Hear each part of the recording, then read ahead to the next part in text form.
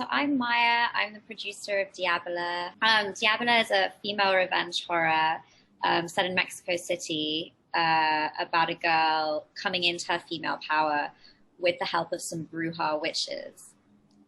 Who conceived the story to put this together? From my emails, I imagine you guys are working together quite a bit. So where did the story originate from? It's my thesis film, and it came out of initially I was just wanted to make a protest film about Trump because Trump was saying a lot of horrible things about women and Mexicans.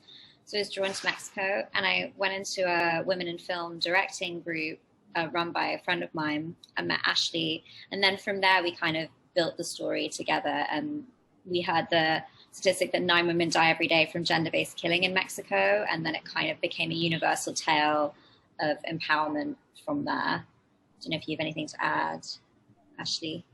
Yeah, I think that's pretty good. Thank you. I don't have anything else to add. You're the director, Ashley, correct? Yes, I am. And he explains it so well. You've done films. I've got your bio up here too. You've done films beforehand. So what makes this film different than what you've worked on before? Well, I've always been mildly obsessed with the horror genre, and especially recently, while more women directors are getting out there and telling stories from more of a female gaze. And this is such an excellent opportunity to kind of, just dive into the magic of being a woman, something I feel very strongly about, and the power of sisterhood. So female revenge is a very sensitive place to explore. So I'm always up for a challenge, and it was a story that was very personal to me, as it is to a lot of women. And so, it was just a wonderful opportunity to really dig into kind of a more traumatic experience, through film. And so, we were filming in Mexico, and we just built an incredible team and created a safe space and went into the dark, so to speak, but had a lot of fun doing it. As the film is quite intense, but there are some kind of beautiful and uplifting moments as we see Nayeli, our lead character, kind of find her power. Yeah, it's very intense, but it's not like a gory horror film. It's more like psychological. Yeah, I definitely wanted it to feel, we did, as a team really, but the whole cerebral side of it, the perspective of Nayeli. We wanted, the audience to really feel what it's like, behind her eyes, so to speak. And, walking the streets of Mexico and being around her family and these people and kind of feeling a little bit like an outsider and just exploring that dynamic. You're based in New York, and this film, I'm not sure because you can shoot any place and make it what you want it to be, but sure. I assume you shot this in Mexico because there's some locations that are distinctly Mexico. Is that correct? All Mexico City. Yeah. We shot in the heart of Mexico City, in Iztapalapa, and we mostly in Iztapalapa, but Mexico City, and that's where we were. And a lot of it was written to locations. It was like we found some incredible spaces, and we told our writer friend Alonso, who's from Mexico City, we've got these incredible spaces. Can we incorporate writing to them? Like the markets, right? Yeah. There's plenty of great space to explore in Mexico City. So beautiful. Just rich. How long was the shoot itself there? 5.5 or 6 days. Yeah, about a week. Yeah, about a week or so. So I imagine, did you bring cast and crew from another location there, or you used all cast and crew? Everyone's local, yeah. Maya and I were the only US or UK based team members. Everyone else, all of our incredible team is from Mexico City mostly. Ruth is from Guadalajara. How was the casting process then? You actually probably had to go there beforehand quite a bit to scout locations and find a cast. Yeah, we had a big cast. So we had a lot of support there from, Enfant Goulet and Diana Mata, our co-producer, helping us introduce us to folks. But, I had seen The Untamed with Ruth. And, obviously that movie is incredible, and she's incredible in it. And from the moment that I knew that Diana, who has worked with her on many projects prior, had a connection to her, as she had been stuck in my head as Nayeli. We went through we saw incredible actors, so many. We spent how many, like about a week or so casting with initial auditions and callbacks. You know, we had a pretty thorough casting process for all the roles. But yeah, Nayeli Ruth was our girl. And we originally actually wrote Nayeli to be a much younger character. Oh.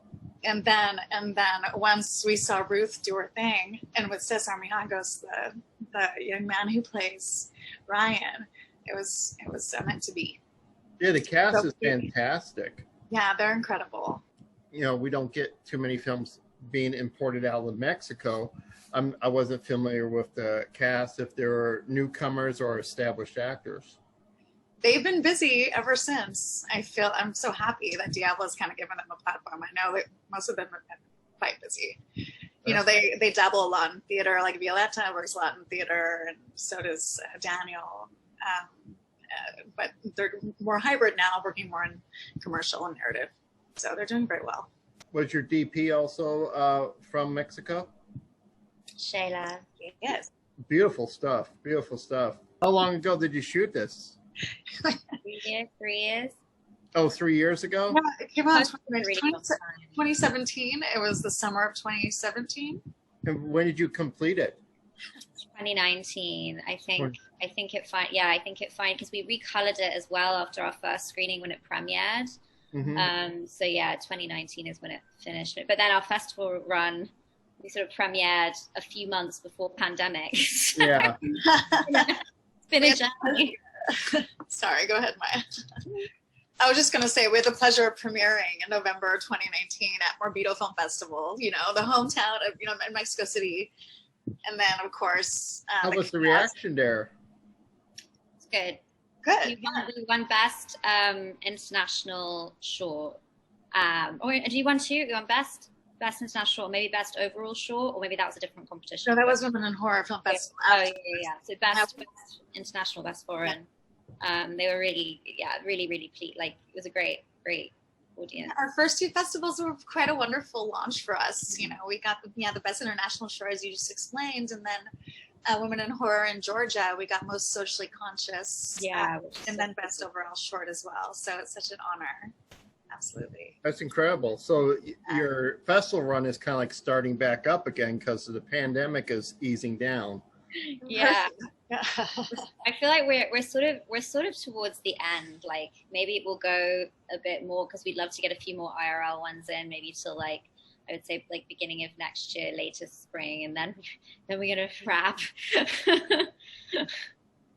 We never want it to end. No, I know everyone's asking, when's it going to be streaming online? I'm like, soon. we gotta get our final few like IRL. But it's just so funny. Like we got into you guys, and then another couple coming up. But it's, I don't know about you. Actually, my work is just picking up. So I'm like, I really want to go, but it's the week before or day before my shoot, or I really want to go, or it's the week before this lab I'm in. It's like, we're playing in August at Ravenheart in Oslo, Norway. And so if they open up the borders for Americans, I'm definitely going to be there. I already have my ticket. I'm very excited. And then, I don't think I can. And then we have Berlin as well, and not Berlin Alley, but Final Girls, which I really hope I can get that one. Festival in October. So yeah, we can go to Berlin. I really hope so. You're having a pretty good festival run right now, then, huh?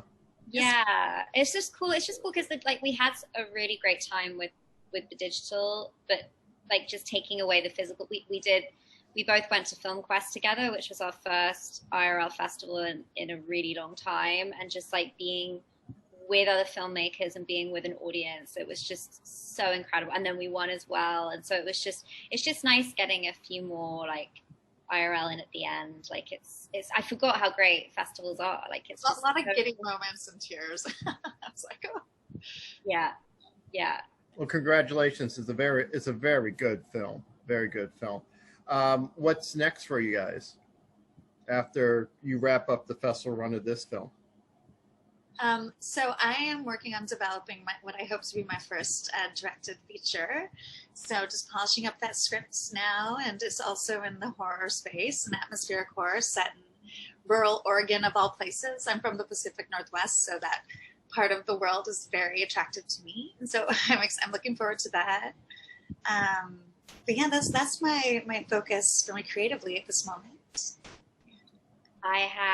So my first feature just got into the Fantasia Frontiers Lab. So we're going to be doing Frontiers meetings in August, and then we hope to shoot sort of early next year, but latest again spring. So in the fall, I'm going to be packaging that and fundraising. And so, yeah, and then I've got like a few shorts that I was supposed to shoot before pandemic or want to shoot in the fall. And then I've got female gaze porn, which is like funded by a platform called Erica Lust at the end of the year. So I got from September, I'm a bit crazy. Congratulations. Short and succinct.